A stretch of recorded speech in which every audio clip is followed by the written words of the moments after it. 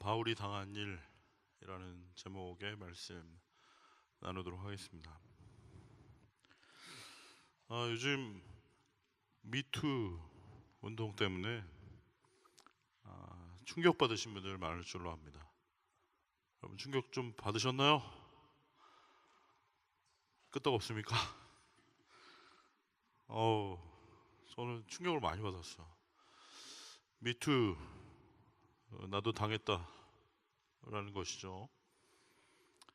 주로 갑이 자신보다 연약하고 힘없는 저항할 수 없는 을을 자신의 가진 힘과 권력을 사용해서 무참하게 짓밟고 유린한 전형적인 갑질의 민낯이죠.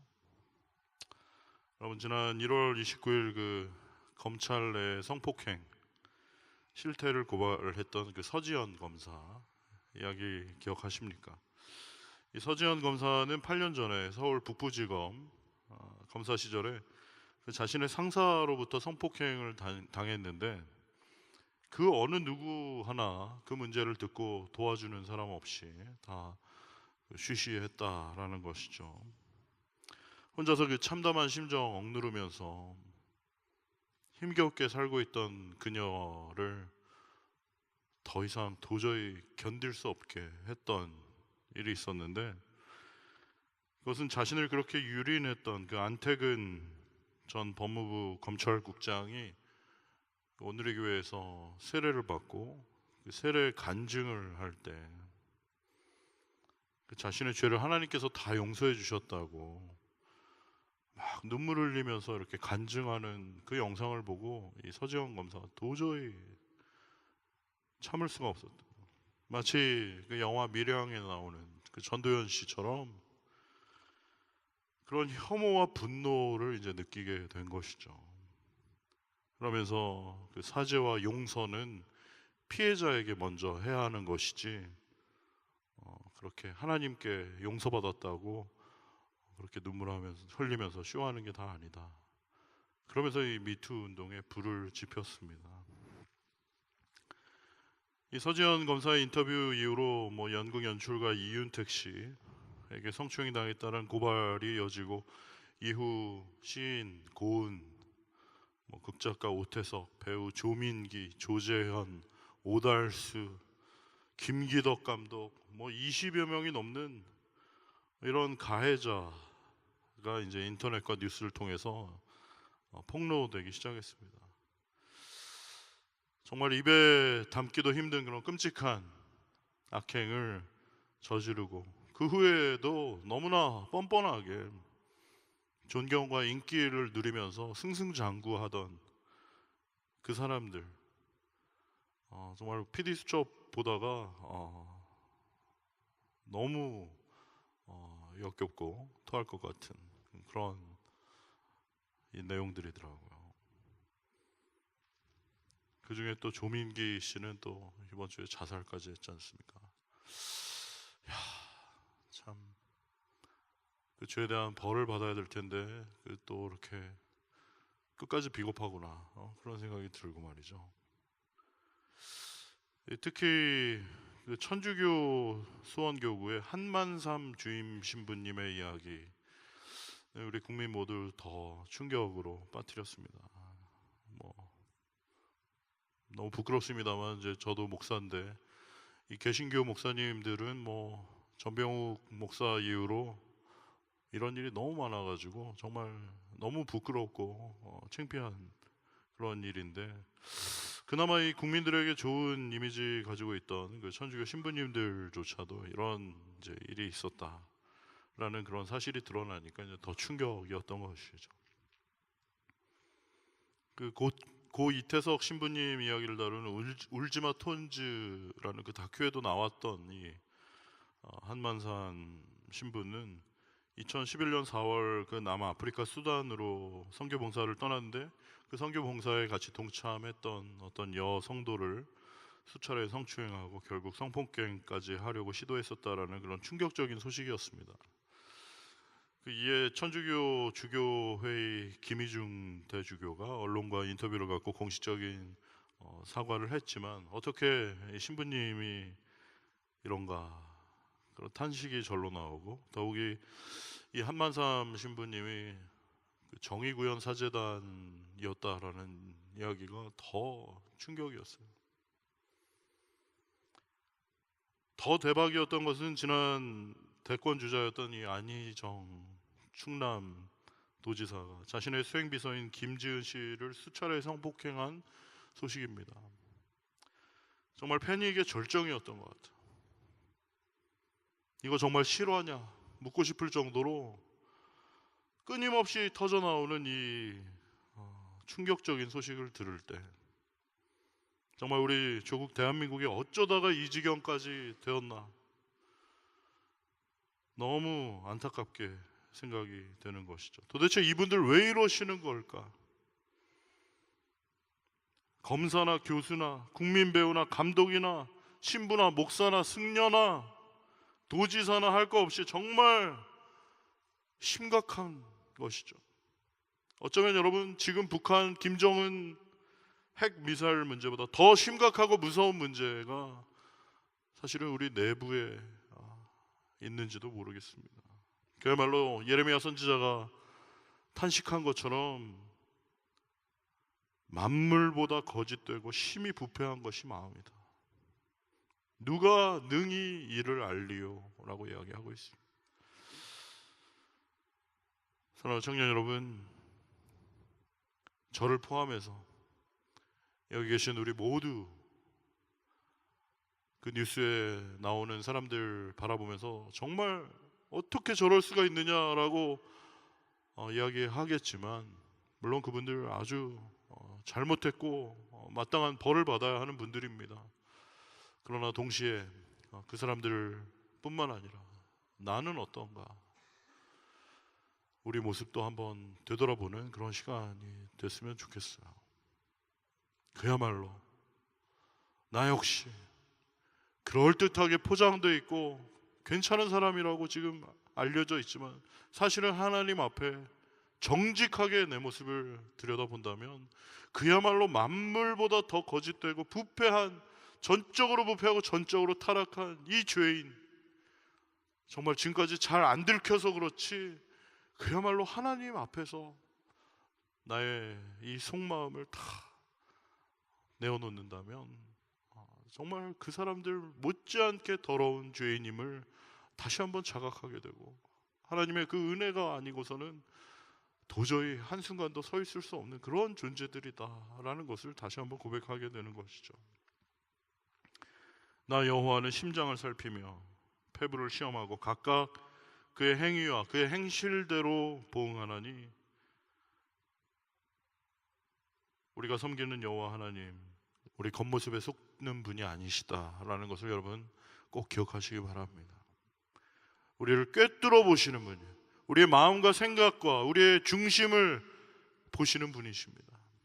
이 시간 우리가 예배 드릴 때 역시 예배하는 자가 신령과 진정으로 온 마음으로 주님을 향해야 하는 것은, 그분은 우리의 겉모습에 속지 않으시고 우리의 마음과 생각과 우리의 중심을 보시는 분이시기 때문입니다. 그리고 그 각각의 행위와 그 행실대로 보응하시는 분이세요. 사랑하는 청년 여러분, 하나님을 두려워하시기 바랍니다. 하나님을 너무 만만하게 보지 마세요. 그분은 우리의 속 사람을 알고 계시고 우리의 마음과 생각과 동기와 우리의 중심을 보시는 분이십니다. 그래서 그분 앞에서의 삶, 신전의식, 코람데오, 사람이 보는지 안 보는지, CCTV가 있는지 없는지 그것과 상관없이 나의 마음과 중심을 아시고 나의 속을 꿰뚫어 보시는 그분 앞에 정직하고 성실하게 살아가게 되는 저와 우리 모든 청년들 되시기를 바랍니다. 여러분, 하나님 앞에서의 삶을 살아간다는 것, 그분이 언제 어디서나 나를 보고 계시다, 그분이 언제 어디서나 나를 알고 계시다 라는 것이 여러분 어떤 생각이 드십니까? 두 가지 반응이 있을 수 있어요. 첫 번째로 좀 부담스러울 수 있습니다. 우리 하나님 좀 여기 노스록스에만 계셨으면 좋겠는데. 주님 여기 계세요. 다음 주에 꼭 올게요. 저도 제 삶이 있습니다. 제가 다음 주에 꼭 올 테니까 주님은 여기에만 계세요. 자꾸 저를 따라다니시면 곤란해요. 저를 모든 걸 다 알고 계시고 보고 계시고 어디나 언제 어디서나 함께 하신다는 거 저 좀 부담스럽습니다. 하나님, 제 마음과 생각 다 꿰뚫어 보고 계시다는 거 너무 부담스러워요. 하나님, 그냥 제발 주일날 제가 다시 올 테니까 주일 여기 노스록스에만 좀 계셨으면 좋겠습니다. 이런 분이 계실 수 있겠고, 또 어떤 분은 정말 하나님께서 내 마음과 생각을 아시고 나의 마음의 깊은 그 동기와 나의 속사정을 다 알고 계신다는 것이 한없는 감사와 참 다행이다, 이렇게 생각되시는 분도 계실 거예요. 특별히 우리가 억울한 일을 당했을 때라든지 정말 그 누구에게도 말 못할 그런 어려움을 당했을 때, 그렇지 않겠습니까? 일일이 다 그것을 변명하거나 설명할 수 없는, 다 사실은 그게 이런 겁니다라고 일일이 다 얘기할, 해명할 수 없는 나의 그 굉장히 억울하고 속상한 일에 당했을 때, 그 누구도 알아주지 않고 그 누구도 헤아려 주지 못할 때, 그래도 내 마음 아시는 분이 계시다는 거, 그리고 내가 처한 그 억울한 속상한 상황을 잘 알고 계신 분이 계시다는, 하나님이 계시다는 사실이 너무나 감사하고 기쁜 일이 될 수도 있죠. 여러분은 어떤 마음이십니까?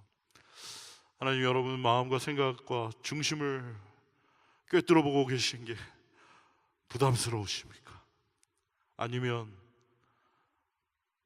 나의 이 억울하고 속상한 마음을 아시는 하나님이 계시니 너무나 다행이다, 참 감사하다, 그런 마음이 드시나요?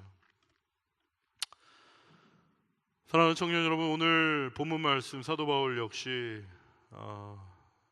미투와 같은 그런 성폭행 사건은 아니었지만 사도 바울 개인의 삶에 있어서 무척이나 억울하고 속상한 위기의 순간을 당한 장면이 나옵니다.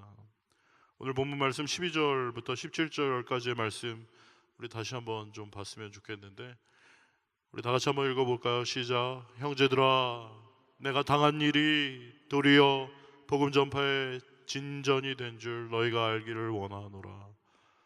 내가 좀 당한 일이 있다는 거예요. 지금 내가 어떤 일 당했느냐?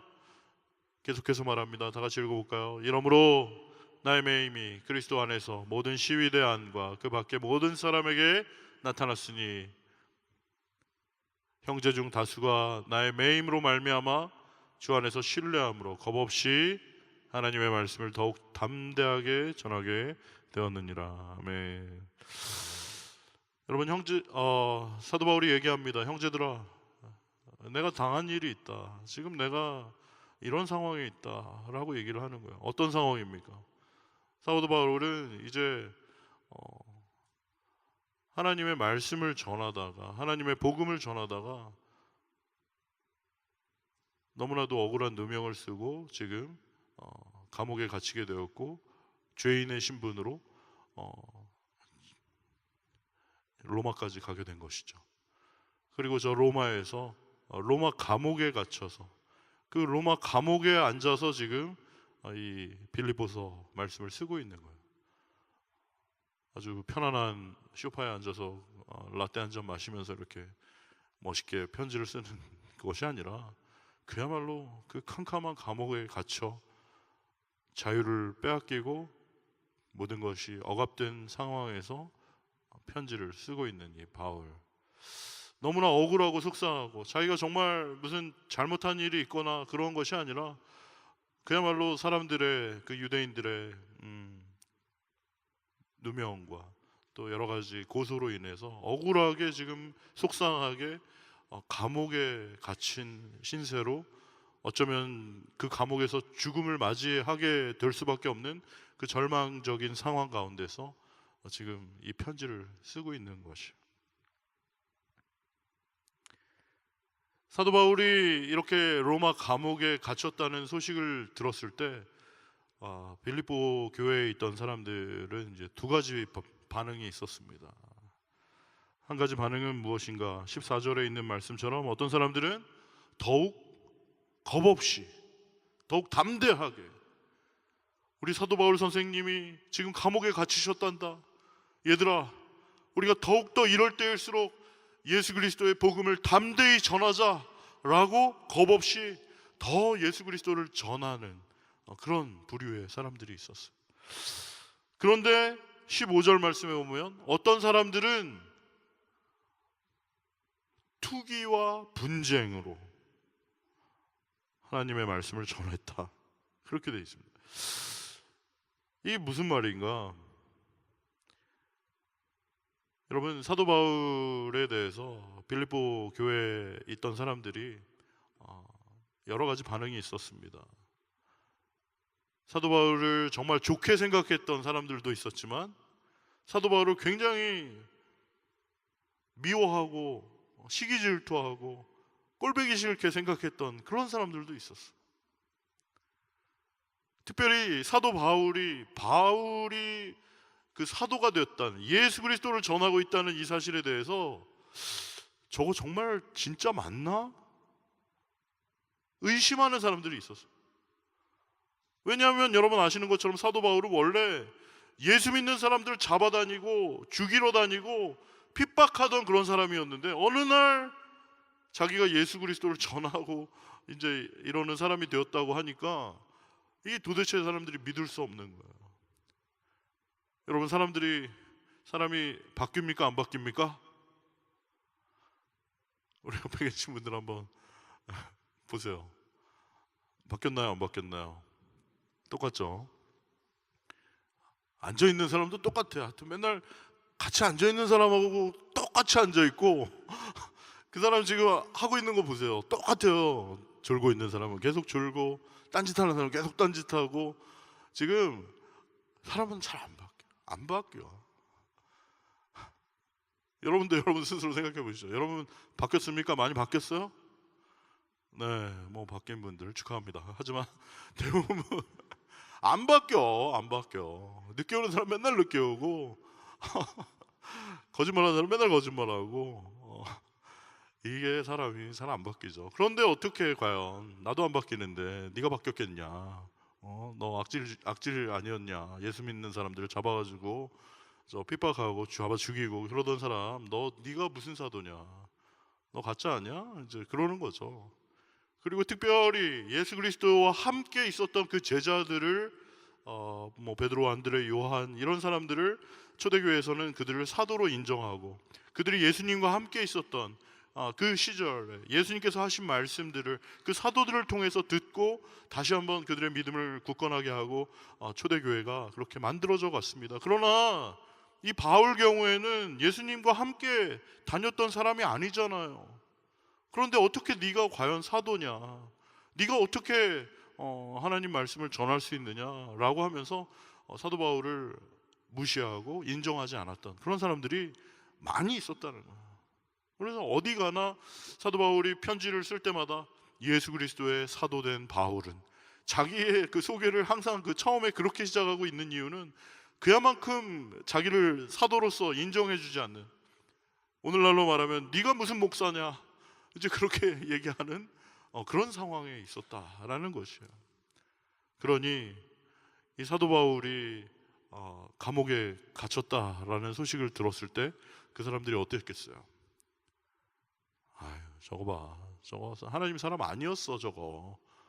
그러니까 저렇게 하나님이 벌 주셔가지고 저기 감옥에 갇힌 거야. 저 인생 저렇게 된 거야. 이제 인생 끝난 거야 라고 그렇게 얘기하는 사람들이 있었어요. 그리고 사도 바울이 워낙 탁월하고 워낙 하나님의 말씀을 잘 전하다 보니까 사실 거기에 이렇게 좀 눌려있던 사람들이 있을 수 있었겠죠. 저 사도 바울 아니면 내가 정말 한번 제대로 해볼 텐데.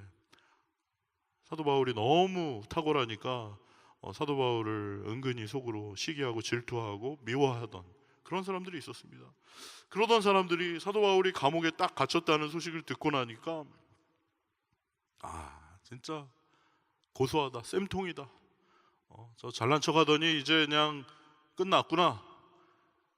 이때야말로 내가 한번 이제 실력 발휘를 해봐야겠다 하면서 막 복음을 이제 전하기 시작한 사도 바울, 감옥에 갇혔다는 소식을 듣고 어떤 사람들은 우리 사도 바울 선생님 지금 감옥에 갇혀 계신데 우리 이럴 때일수록 더욱 담대하게 주님의 말씀을 전합시다 하고 선한 의도로 전하는 사람이 있었고, 예수 그리스도를 사랑하는 마음으로, 사도 바울을 너무나 사랑하는 그러한 마음으로 함께 동역하는 심정으로 그렇게 전하는 자들이 있었고, 또 다른 무리들은 사도 바울을 시기하고 질투하고 사도 바울을 저주하고 인정하지 않고 무시하면서 사도 바울이 이렇게 된 바에 정말 이참에 내가 한번 제대로 한번 해봐야겠다라고 하면서 자기를 드러내기 위해서, 자기를 존재감을 내세우기 위해서 이때야말로 내가 한번 활약해야 할 때구나 하면서 막 하나님의 복음을 전한 그런 두 다른 부류의 사람들이 있었다. 여러분 어떻습니까?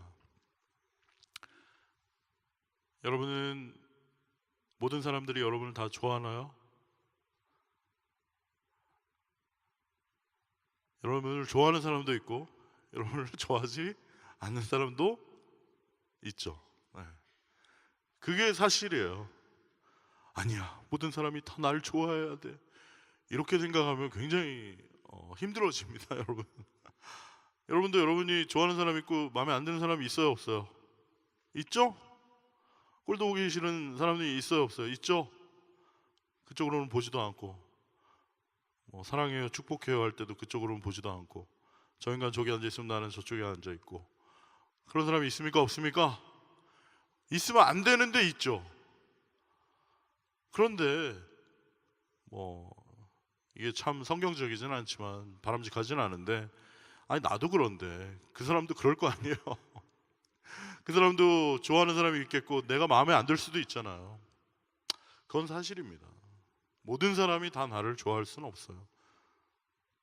여러분도 저를 좋아하는 분들도 계시겠지만 제가 마음에 안 드시는 분도 계실 줄 압니다. 그러나 그게 어쩔 수 없는 것이죠. 짜장 좋아하는 사람도 있고 짬뽕 좋아하는 사람도 있는 거예요. 하지만 저는 저 나름대로 이제 하나님 주신 그 소명을 따라 최선을 다할 뿐이고, 사도 바울 역시 그랬습니다.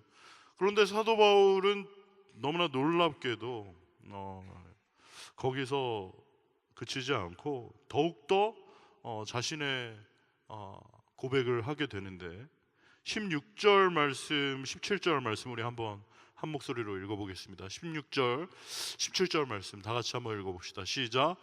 이들은 내가 복음을 변증하기 위하여 세우심을 받은 줄 알고 사랑으로 하나 그들은 나의 매임에 괴로움을 더하게 할 줄로 생각하여 순수하지 못하게 다툼으로 그리스도를 전파하느니라.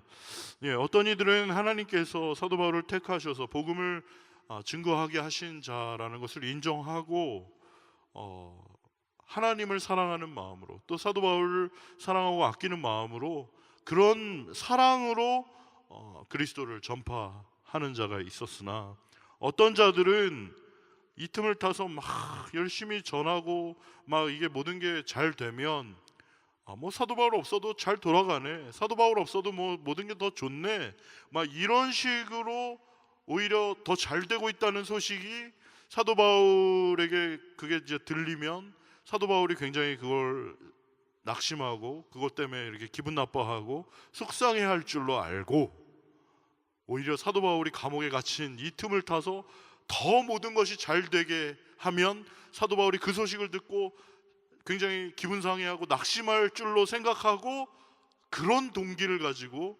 열심을 내고 있는 그런 사람들이 빌립보 교회에 있었다라는 것이에요. 여러분은 어떻습니까? 여러분은 순모임 또는 여러분의 회사, 여러분 어디 공동체에서 여러분이 어떤 역할을 맡아서 정말 여러분이 열심히 했는데 여러분보다 더 탁월한 사람이 나타나서 막 여러분보다 훨씬 더 뭔가를 잘하고 사람들의 인정을 받고, 야, 이 사람이 더 낫네, 막 이런 소리를 들을 때 여러분은 굉장히 어떠시겠어요? 그런 이야기 들을 때 굉장히 속상하고 왠지 내가 초라해지고 더 이렇게 마음이 상하게 되는 그런 일이 있지 않겠습니까? 마치 그런 일이 일어날 것처럼 그 사도 바울 반대편에 있던 사람들은 그런 동기를 가지고 전하게 되었다라는 것이요. 하지만 사도 바울은 전혀 거기에 대해서 이렇게 마음이 속상하거나 기분 나쁘거나 뚜껑이 열리거나 그러지 않았다라는 거예요. 18절 말씀에 보면 우리 18절 말씀 다 같이 한번 읽어보겠습니다. 시작.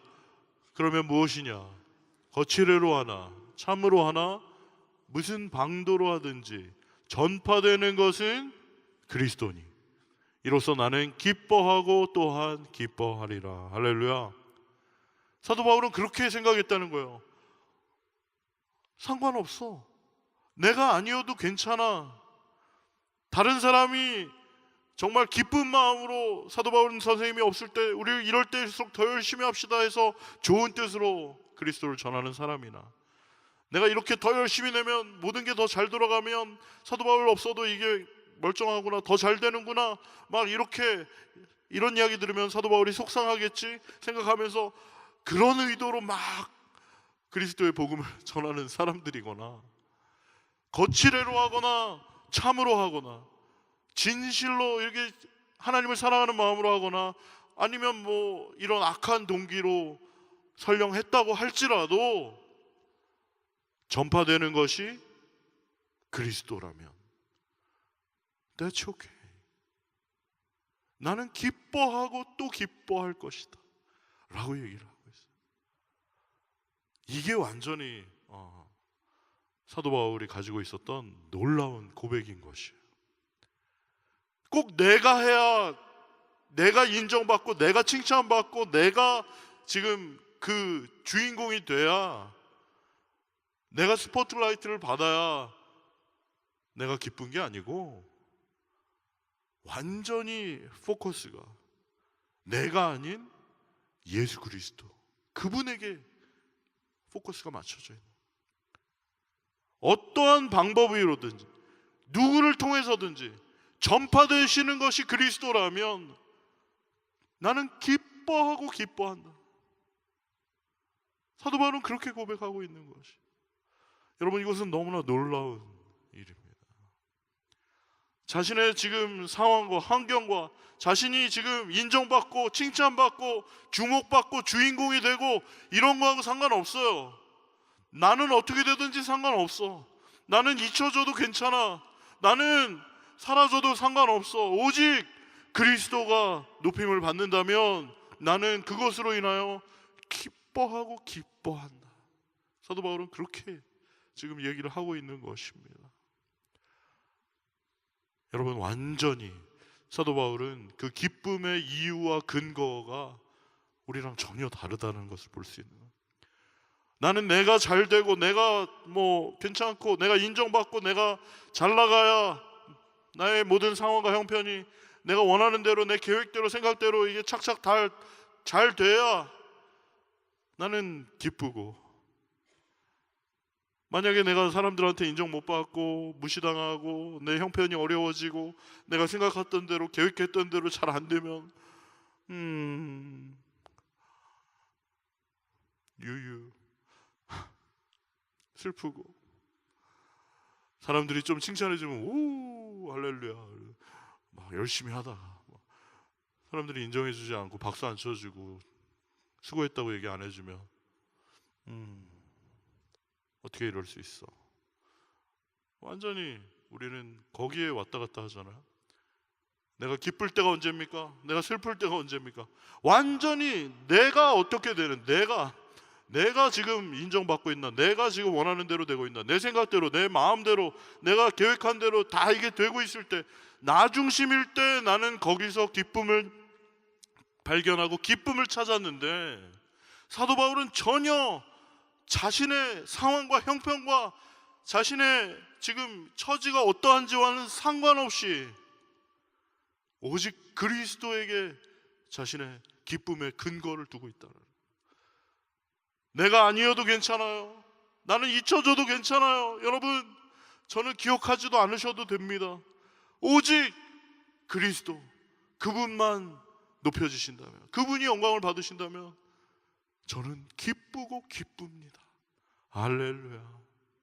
이러한 기쁨이 우리 안에 발견되기를 축원합니다. 그러한 기쁨, 오직 예수 그리스도 하나님 그분이 높임을 받으실 때 나는 기쁜 것이에요. 그분이 영광 받으시는 것, 그것이 나의 가장 큰 기쁨인 것. 사도 바울이 그렇게 고백을 하고 있는 거예요.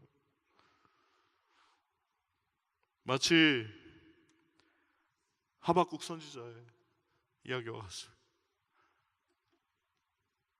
무화과 나뭇잎이 마르고 포도 열매가 없고 감람나무 열매 그치고 논밭에 식물이 없고 우리의 양떼가 없고 외양간 송아지가 없다는 거예요. 이건 없어도 너무 없잖아. 아무것도 없어. 아무것도. 우리랑 비슷하지 않습니까? 여러분 좀 많으신가 봐요. 저랑 비슷한 것 같아요. 돈도 없고 줄도 없고 백도 없고 실력도 없고 능력도 없고 스펙도 없고 가진 게 별로 없어요. 없어. 없어도 이렇게 없을 수가 있나? 그러면 일반적인 사람의 경우에는 슬퍼해야 됩니다. 아이고 내 팔자야. 아이고 내 신세야.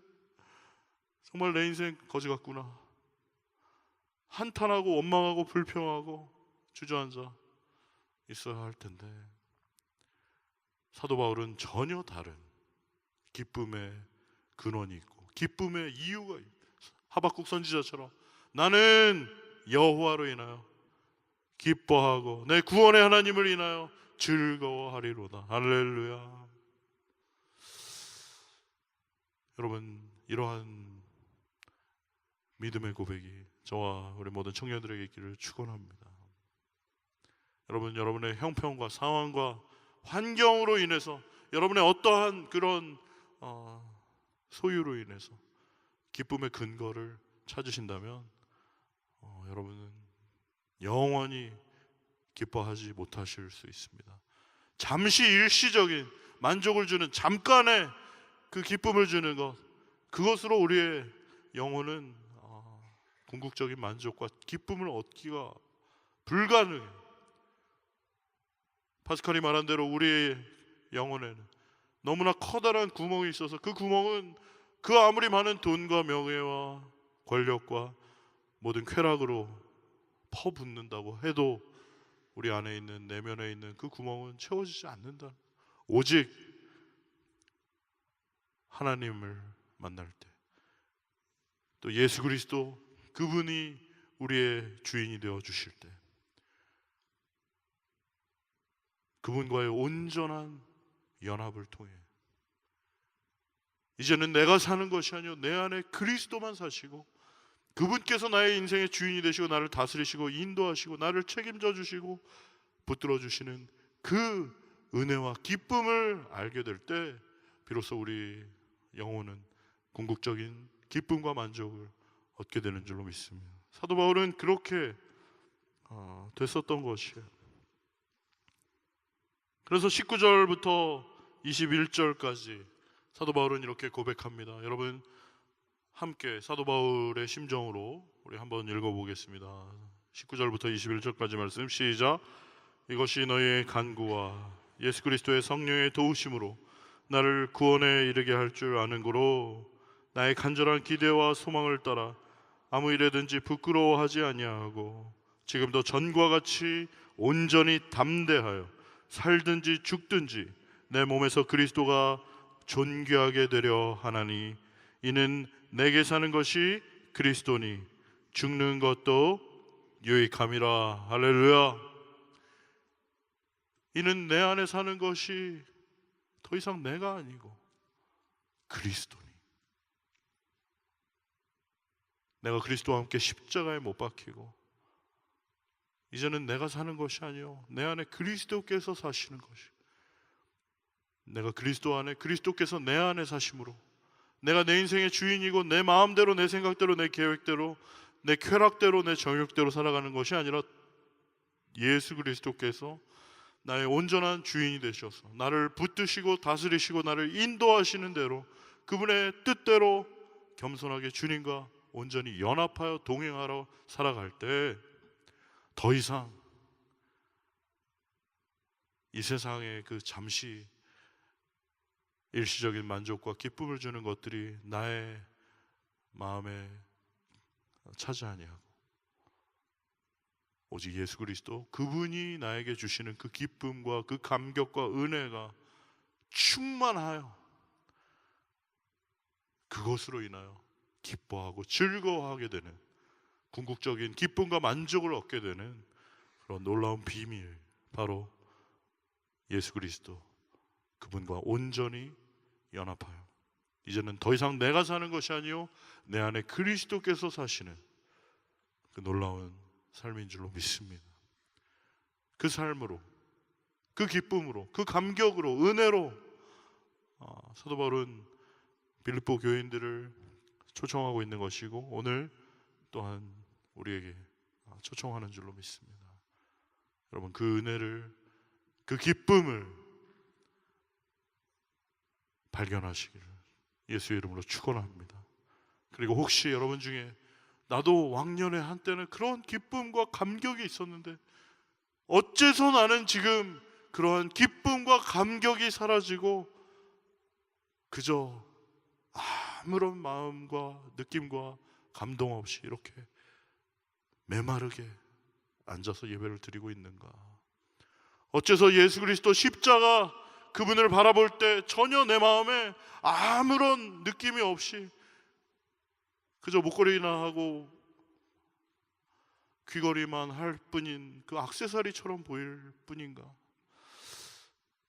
그런 분들이 계시다면 다시 한번 그 예수 그리스도 십자가를 바라볼 때 그 은혜와 기쁨과 감격이 우리 안에 다시 회복되기를 축원합니다. 주님 앞에 엎드리세요. 하나님, 다시 한번 제 안에 예수 그리스도 그분으로 인한 기쁨과 감격이 회복되게 하여 주시옵소서. 예수 그리스도 십자가에 달리셔서 나를 위해 흘리신 그 물과 피를 생각할 때 다시 한번 내 안에 기쁨과 감격이 흘러 넘치게 하시고 더 이상 내가 내 마음의 주인이 되어 내 인생 내가 원하는 대로 살아가는 그 일시적인 만족을 위하여 살아가는 그러한 자가 아니라 온전한 기쁨과 감격 가운데 하나님 말씀에 순종하여 겸손히 살아가는 은혜를 허락하여 주시옵소서. 그렇게 주님 앞에 엎드리는 저와 우리 모든 청년들 되시기를 간절히 축원합니다.